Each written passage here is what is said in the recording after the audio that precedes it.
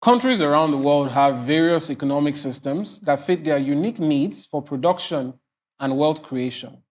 Despite these differences, the principle of justice, which is focused on fairness and equality in how people are treated and how resources are shared, applies to every nation. Poverty eradication, our topic of today, is centered on that principle of lifting the disproportionate amount of people living in extreme poverty worldwide out of their situations. Welcome to Hude Hour on Hude Network, where we analyze happenings within the humanitarian and development space. As always, I am Amadine Obewe. And I am Joan Eze. You're welcome to the program.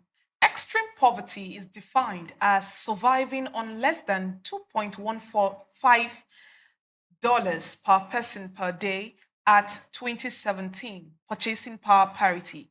Though extreme poverty has declined over the years, it remains an issue of concern to many still living below. Today, we explore the urgent challenge of eradicating extreme poverty by 2030, a central goal of the Sustainable Development Agenda. We'll also take a look at some stories from across the globe on the journey so far. Now, headlines. Pakistan's economy shows signs of recovery. China commits to assist South Africa in poverty alleviation. And finally, World Bank reports stabilization of Sri Lankan economy. Those are our stories. We'll delve further into the matter. We'll be right back. Stay with us.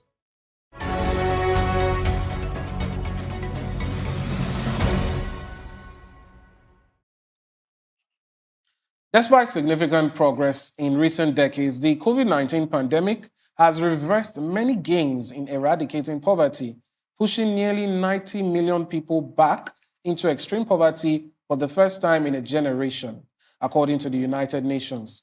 As of the end of 2022, approximately 670 million people, or 8.4% of the global population, remain trapped in extreme poverty, with predictions suggesting that if current trends continue, about 575 million could still be affected by 2030, predominantly in sub-Saharan Africa.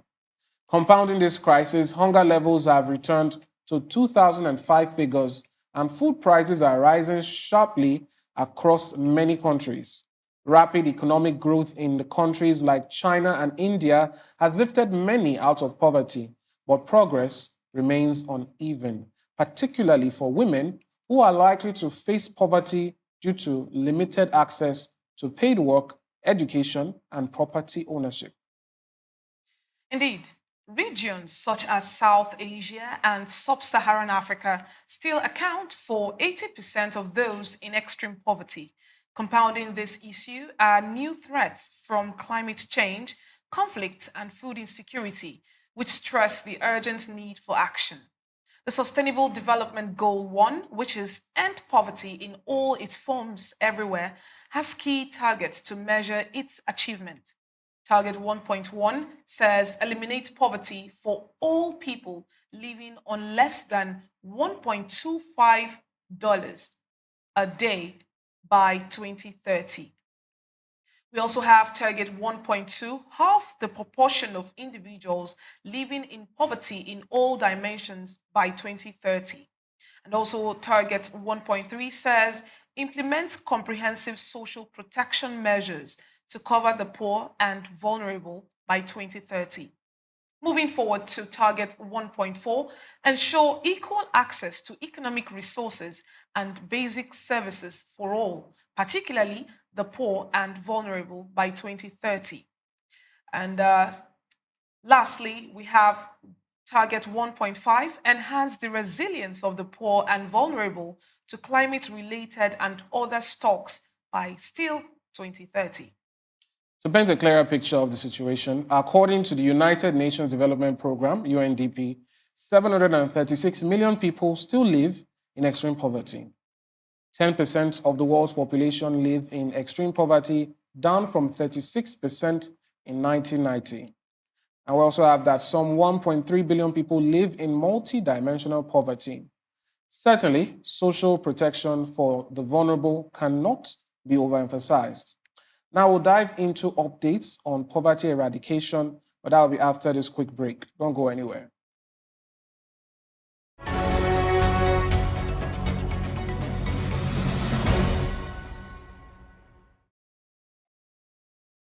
Welcome back. Now to our first news item of the day. Pakistan's economy is stabilizing after a recent crisis, with growth recovering to 2.5% in the fiscal year ending June 2024. According to the World Bank's latest country economic update released recently, the report titled Pakistan Development Update: The Dynamics of Power Sector Distribution Reform notes that after a recession in the fiscal year 23, economic activity improved in fiscal year 24, driven by robust agricultural output, lower inflation, and reduced political uncertainty. However, poverty rates have increased slightly from 40.2% in fiscal year 23 to 40.5% in fiscal year 24. The World Bank Country Director, Najer Ben Hassan, emphasized the importance of implementing structural reforms to sustain this recovery. Key reforms should focus on overhauling the tax system, reducing inefficient expenditures, decreasing state involvement in the economy, and addressing issues within the energy sector. Despite signs of recovery, macroeconomic risks remain, including high financing needs, modest foreign exchange reserves, and vulnerabilities in the financial sector. The report anticipates further growth, projecting real GDP to reach 2.8% in fiscal year 25, though it warns that economic activity may remain below potential due to ongoing policy challenges and elevated inflation. Well, the reports there is pretty clear. Uh, it has a bittersweet feeling, so to speak. It is speaking positively in that the economy of Pakistan is doing better or stabilizing. And I think that's the line between doing okay and not doing bad. So, at the very least, due to recent issues that caused an economic downturn, there's a sign of recovery. And why this matters is, when we're talking about poverty eradication, it's not something we can divest from the economy. The economy is what leads to people either being enriched or impoverished.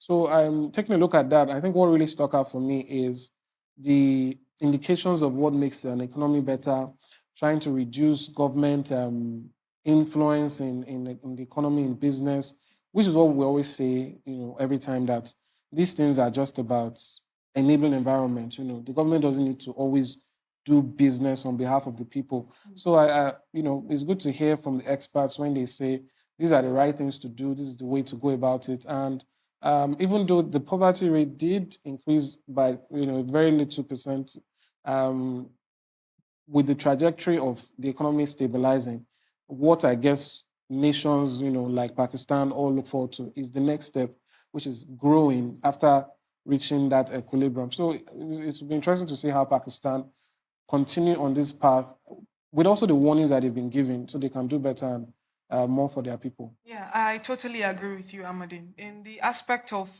that spending of the government is a very very serious issue that any country that wants to thrive in their economy and to alleviate poverty, just like our topic is all about, they need to look into that expenditures. What are those things that are not necessary in quotes that are not in need of the country?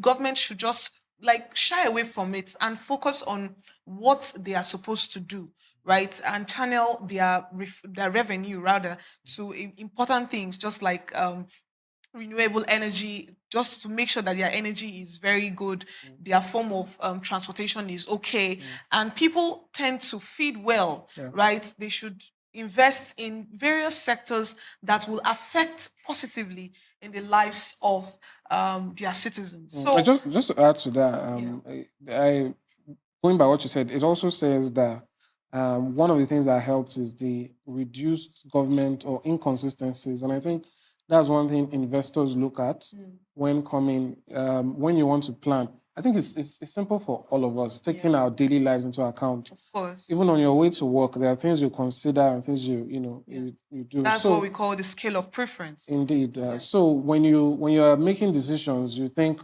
well, at this time, this is the amount of money I need to spend, and this is what I need to get back to break even, and then this is what I need to. So when a government or policies are consistent and steady, it's easy for an investor to say, you know what, I'm going to put in this amount of millions.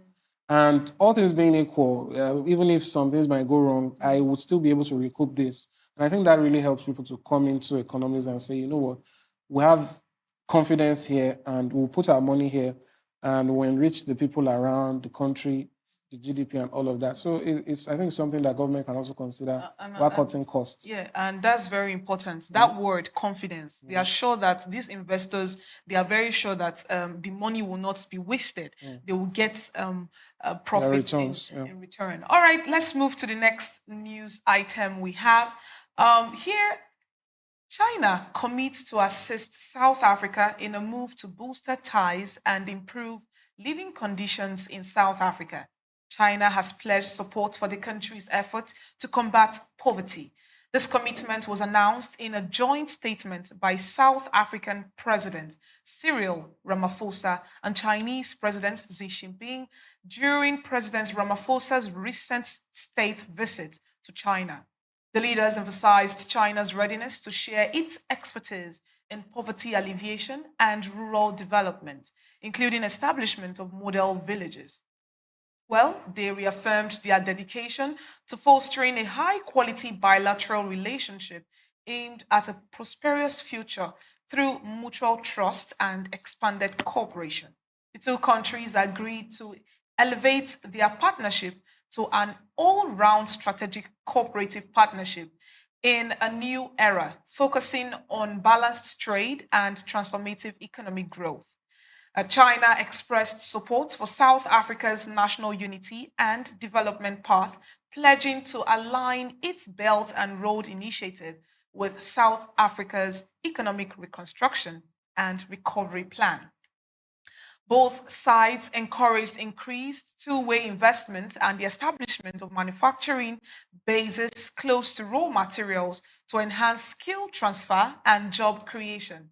During the visit, the president oversaw the signing of several cooperation agreements aimed at deepening collaboration in agriculture, health, infrastructure, and emerging technologies such as the digital economy and renewable energy. So, what do you say about that? Yeah, I think there's almost little better examples of lifting huge portions of the population out of poverty than what China have done.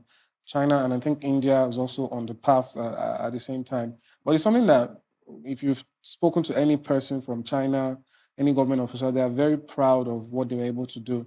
And a lot of countries try to emulate that. This is a country where poverty was really, endemic. It was really serious. Top notch. And then somehow you transform from that into being a country who's mentioned amongst the top countries.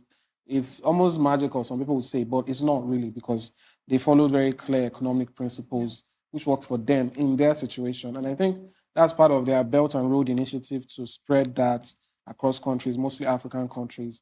So I think what we would like to see is how does South Africa take what China China has has given to them. and fit into their own context. Because sometimes people get discouraged when they say that, this thing we tried it here. Why is it that economic principles don't work here? And I think that's not the case. Economic principles work worldwide, globally. So it's just to tweak whatever needs tweaking and then, fit it to your situation. But other than that, I think China has always been open about how it has done its things, increasing production, exports, and all of that. So it shouldn't take so much to eliminate that. And then when they now commit to actually assist, it's not just South Africa. I believe they've done that for other countries.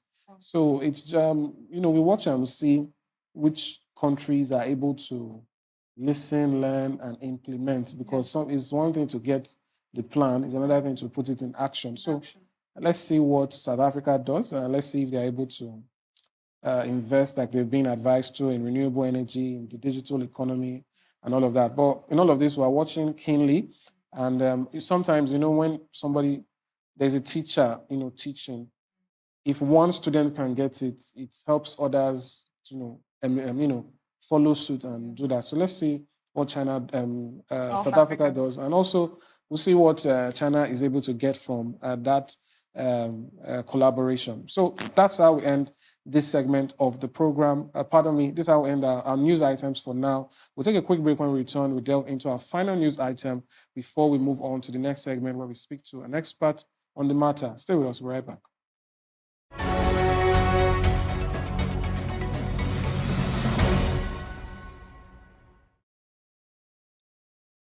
Welcome back. This is still Hude Hour on Hude Network. We're moving now to our final news item of the day.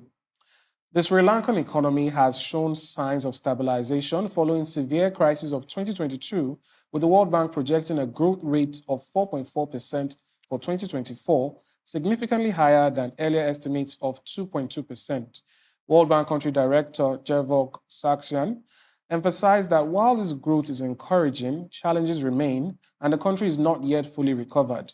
Sri Lanka, which declared its first ever sovereign default in April 2022, is currently negotiating with the International Monetary Fund for the next tranche of $2.9 billion bailout package, contingent upon successful external debt restructuring. The IMF has acknowledged positive outcomes from Sri Lanka's economic reform initiatives, with the third tranche of the bailout released in mid-June. The World Bank's latest report, titled Opening Up to the Future, highlights that the recovery is fragile and dependent on maintaining macroeconomic stability, continuing structural reforms, and successfully restructuring debt. It projects modest growth of 3.5% for 2025, with poverty levels expected to remain above 20% until at least 2026. The new government under President Anura Kumura is committed to adhering to the IMF's stringent bailout framework established by his predecessor.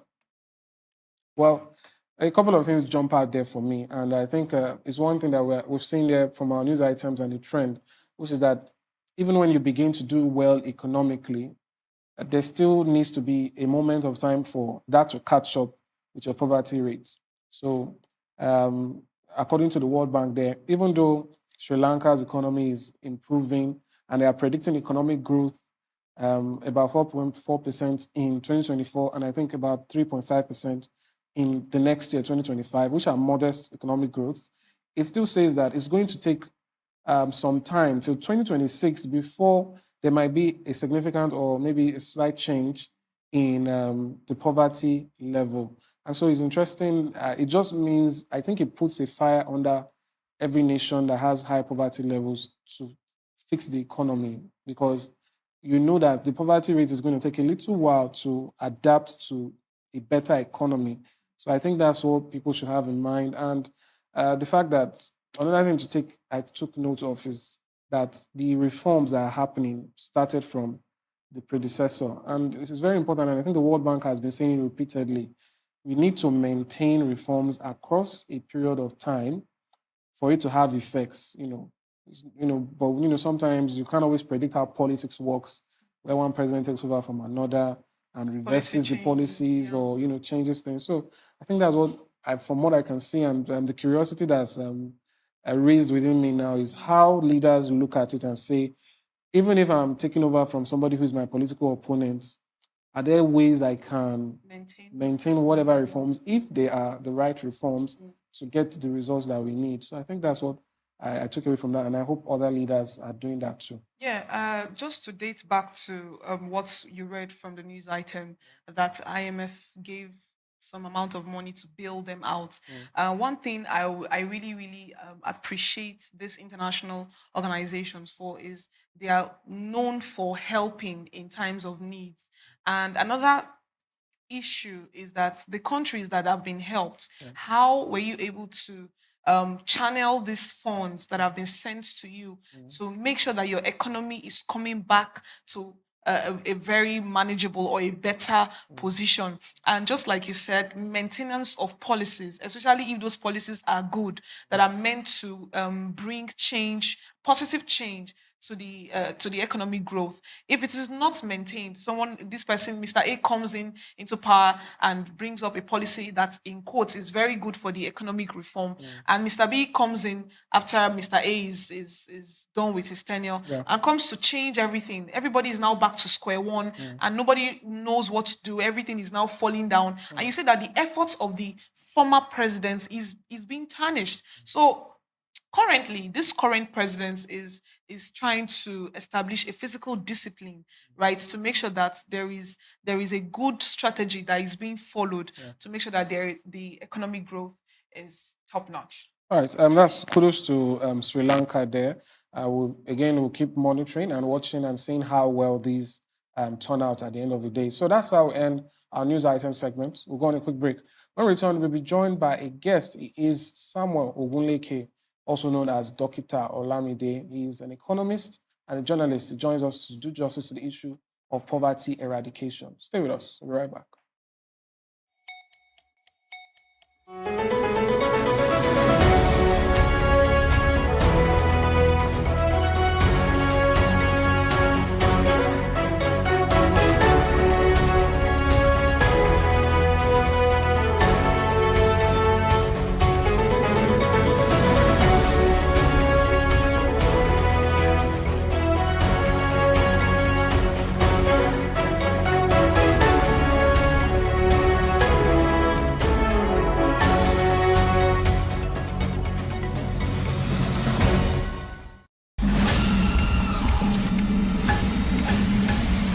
Hey everyone, let's face it, our world today experiences numerous challenges.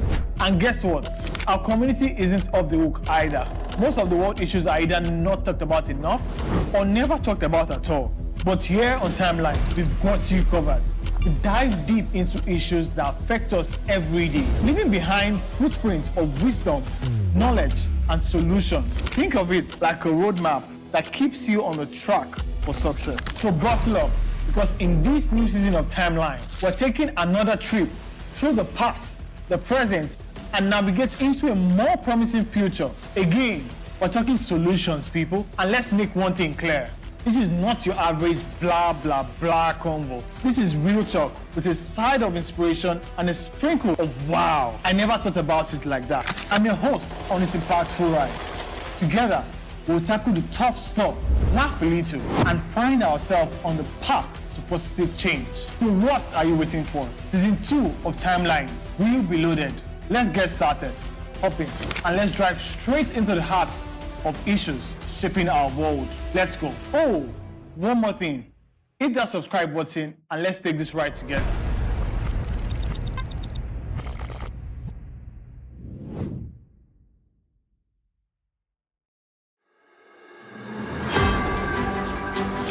Every day, amazing stories of hope and tenacity unfold across the globe. On Hude Hour, we dive into these inspiring tales and discuss the vital work being done in the humanitarian and development space. Humanity has never faced a shortage of challenges, yet we rise stronger through teamwork and determination. Though these remedies are often underreported, on Hude Hour, we advocate sustainable solutions. We bring you the latest and most impactful news on how lives are being changed. We engage with young change makers and experts who provide valuable insights into relief efforts and the challenges faced by local communities through a global perspective. Join us every Wednesday by 8 a.m. on Hude Network's YouTube channel as we embark on this journey of positive change.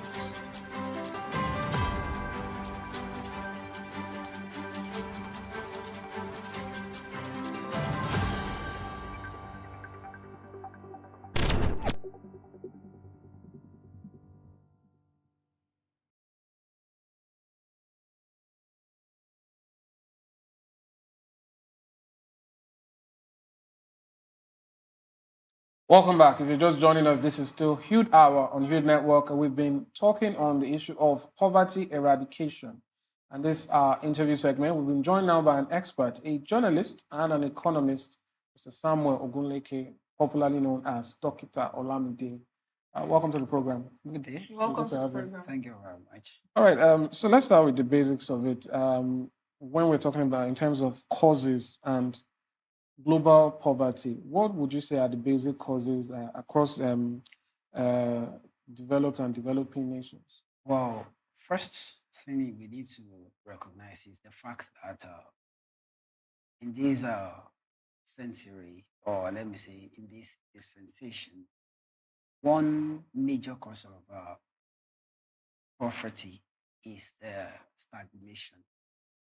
So, and this combines two things. I have actually always been saying it that when you have stagflation, you have stagnation and inflation, which combines a low growth level, unemployment, and inflation together. So the world is actually facing this stagnation.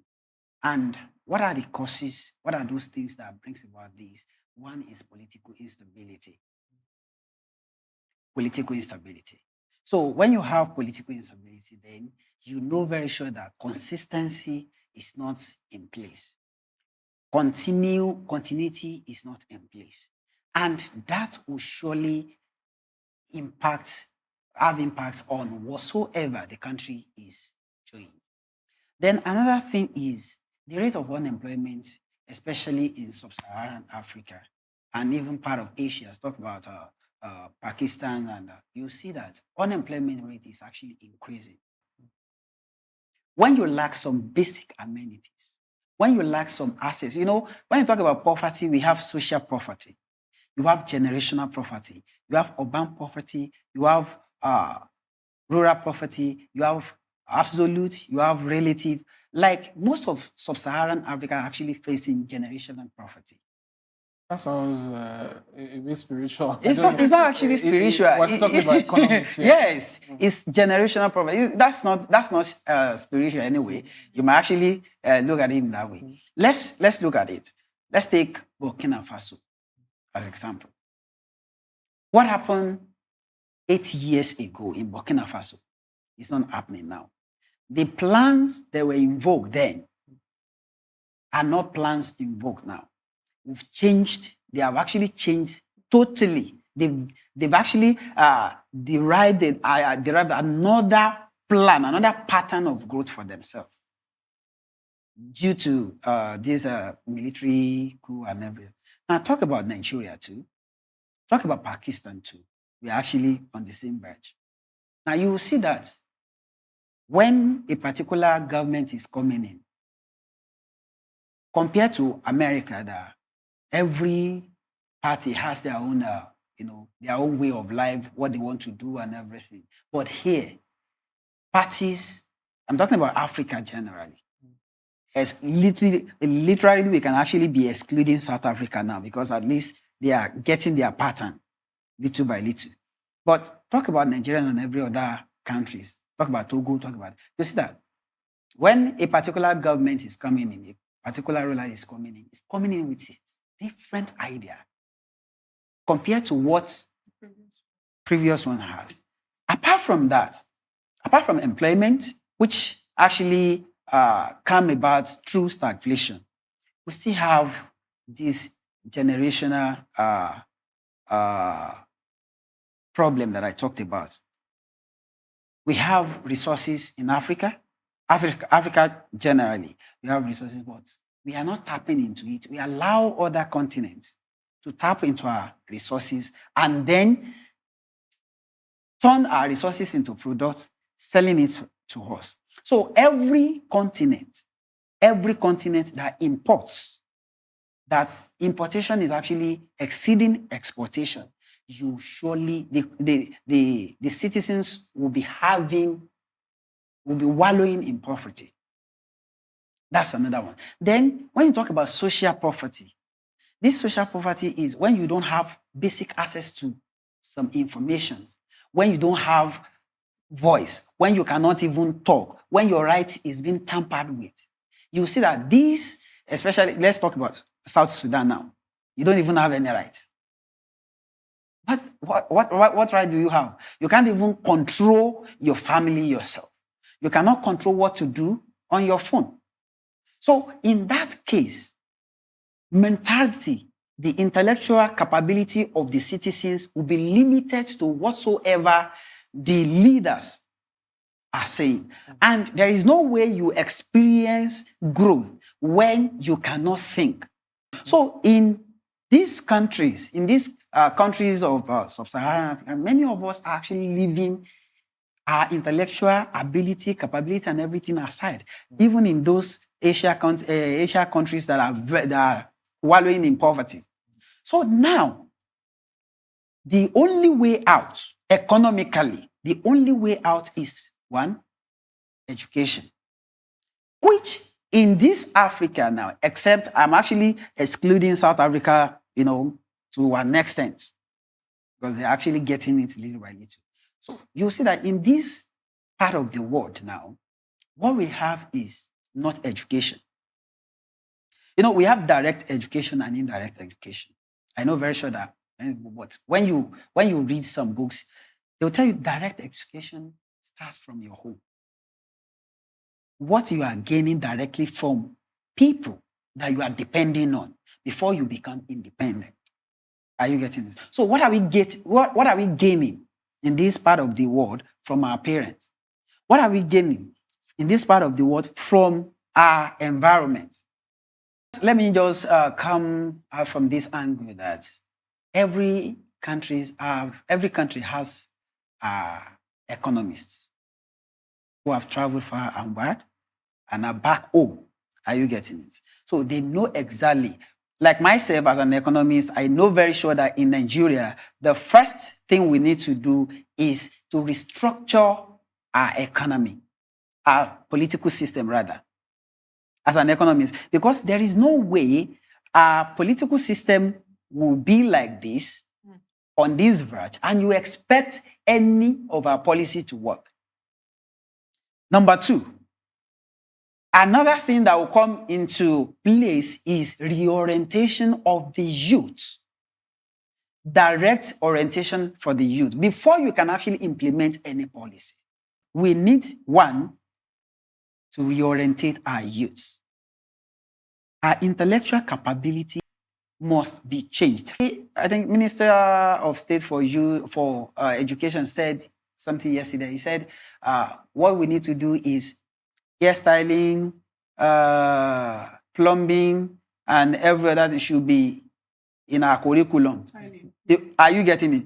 The question is, if you have this in our curriculum, do we have teachers to teach them?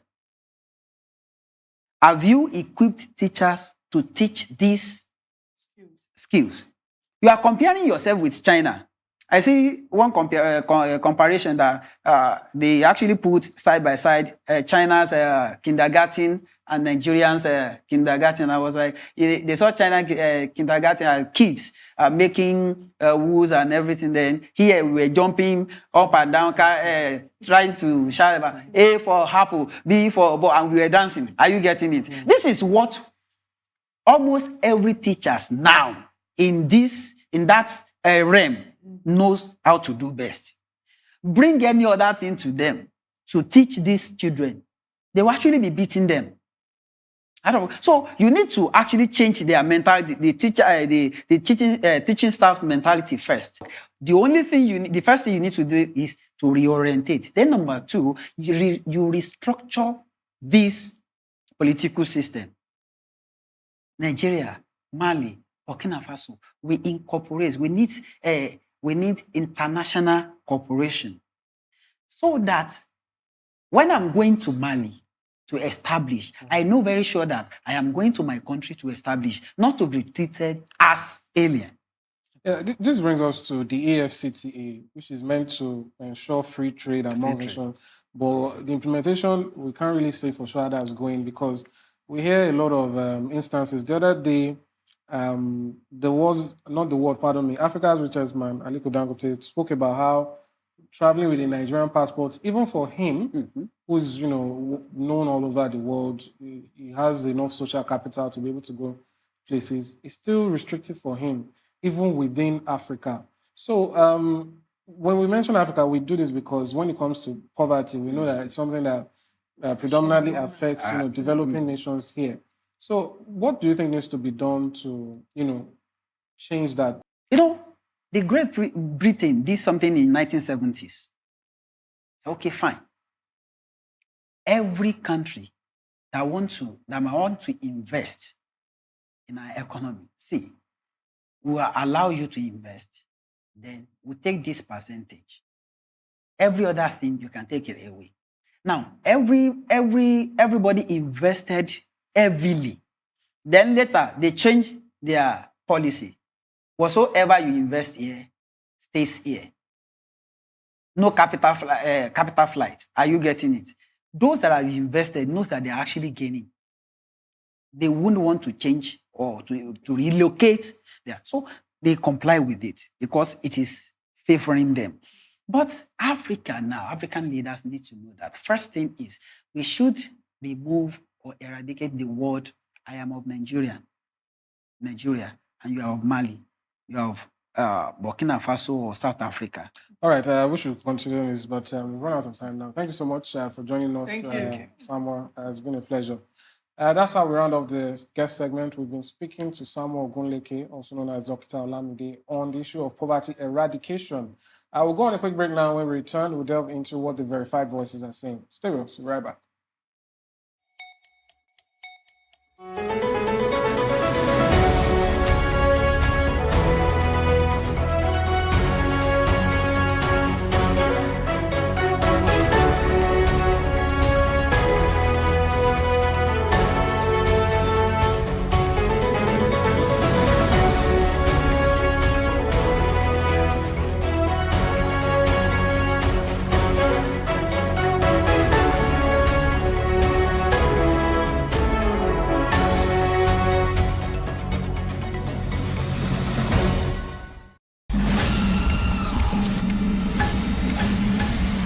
Hey everyone, let's face it, our world today experiences numerous challenges.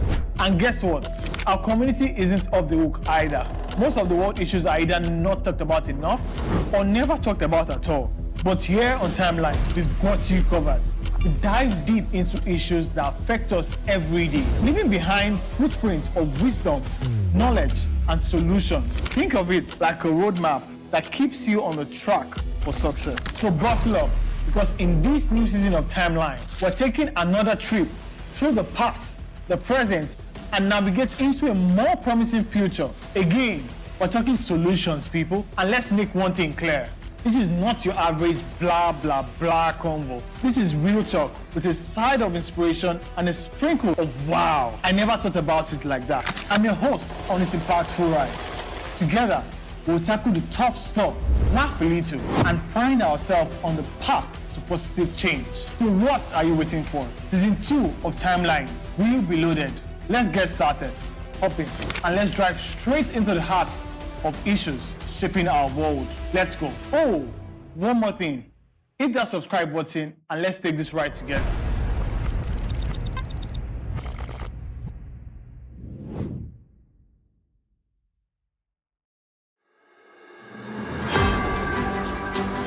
Every day, amazing stories of hope and tenacity unfold across the globe. On Hude Hour, we dive into these inspiring tales and discuss the vital work being done in the humanitarian and development space.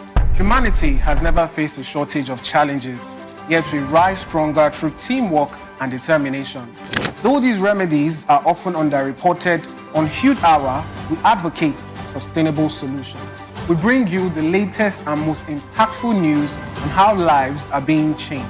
We engage with young change makers and experts who provide valuable insights into relief efforts and the challenges faced by local communities through a global perspective. Join us every Wednesday by 8 a.m. on Hude Network's YouTube channel as we embark on this journey of positive change.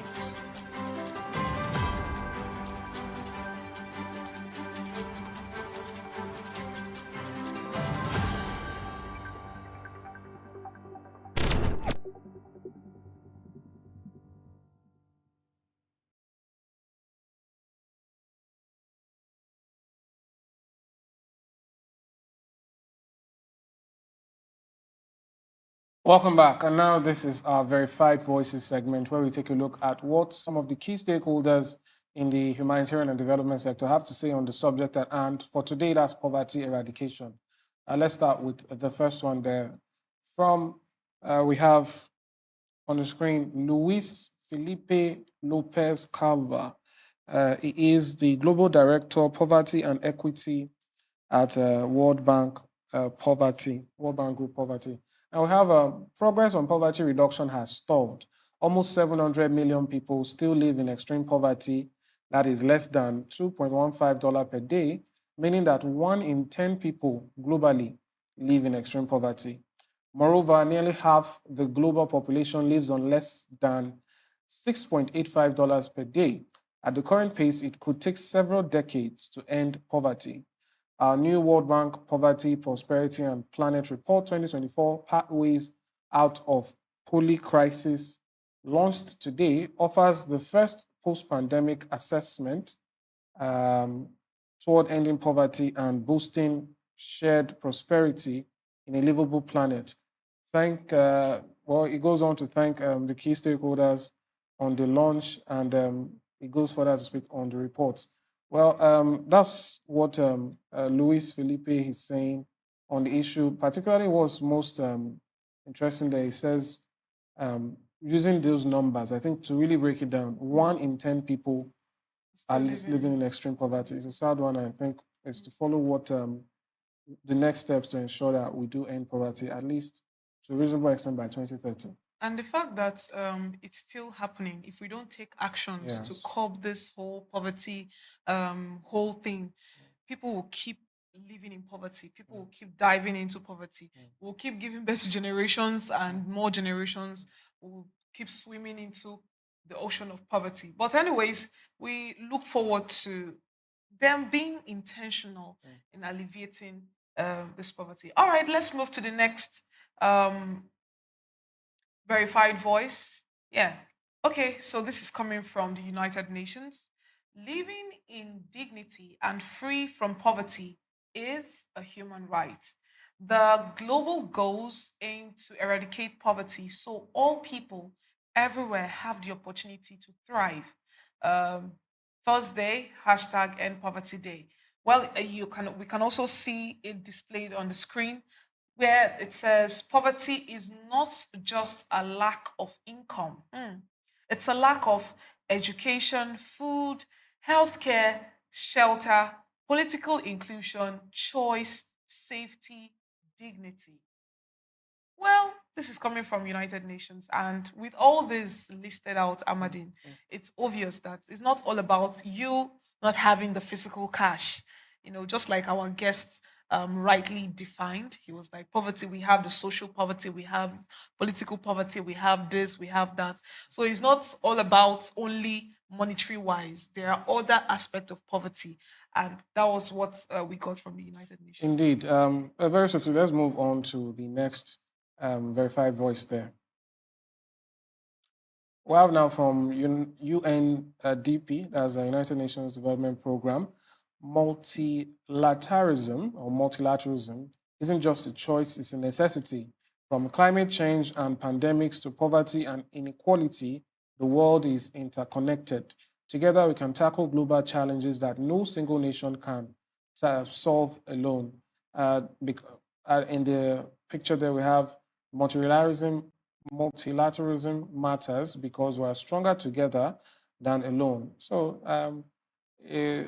well, I'll say it has multiple explanations as well. Basically, it's doing things together because the problems, which go from poverty, inequality, and all that, are interconnected.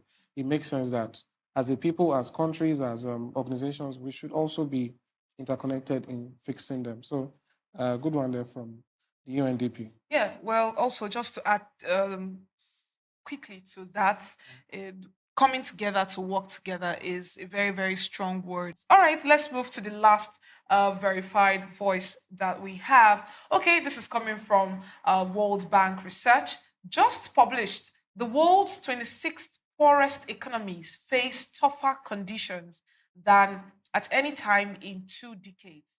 Yet, aid as a share of GDP has fallen to a 2-decade low. Okay, so you can get more information from that, from the link you can see there. All right, it's still saying the same thing. The world's 26th poorest economies face tougher conditions. People are really facing a lot of severe conditions due to this whole poverty thing. And it's not just one particular part of it, that, apart from the whole lack of good food and all that. Education wise, countries are suffering, unemployment, youth are just roaming around the streets without any, there's no job creation. Even the natural resources that our guest mentioned that countries have, people are not harnessing it. They're just lying down there dead and all that. So it's not really, really that. Indeed. And the warning there speaks about the aid being reduced despite the fact that more challenges are being faced. So Of course. I think that's also something to consider. But that's how we end the program for today. We have been talking on poverty eradication. I hope you've learned one or two things about what the current efforts are and what strategies should be possibly put in place to ensure that we end poverty or reduce it drastically, at least by 2030 and then beyond. So once again, thank you for joining us. This was Hude Hour on Hude Network, where we discuss issues in the humanitarian and development space. Do join us once again while we delve into more issues in this sector. I am still Amadine Ogbewe. Bye for now. And I am Joan Eze. Thank you for joining us.